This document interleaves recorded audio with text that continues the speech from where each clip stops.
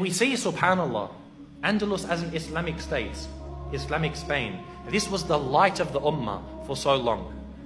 The amount of education, just to compare, for example, Al-Andalus to where we are today. Because as I said, no doubt we're at a low point today. Al-Andalus, in 1 year, and remember, we're going back a long time ago. You didn't have the same technology, you didn't have printing presses, you didn't have computers and the internet. In Al-Andalus, in 1 year, more books were translated into the Arabic language than in the entire Middle East today. More books were translated in 1 year in Al-Andalus, going back 1,000 years ago, than the entire Middle East today. This shows that the level of education was so high.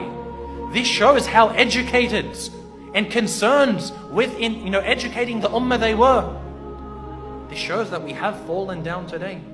There's a beautiful story from the history of Al-Andalus, where the Khalifa at the time, he wanted to find someone to marry his daughter. And the Khalifa, he doesn't just want anyone to, it was his son. He didn't want just anyone to marry his son. You want to find the best girl available. So he made a proclamation in the city of Cordoba.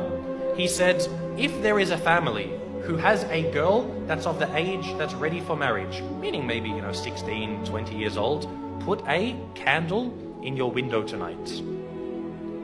And she's ready for marriage, and she has memorized the entire Quran. Put a candle in your window tonight.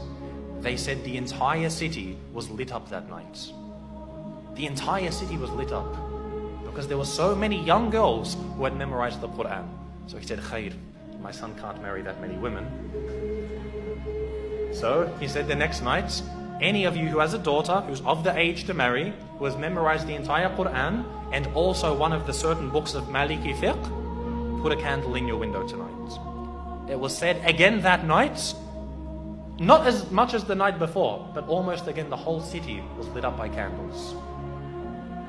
I would dare to say that if we were to ask about our entire ummah today, to have one girl who's of the age to get married, who has memorized the entire Quran and one of the books of Maliki fiqh, khalas, any book of fiqh, we would not have a single candle in our windows tonight.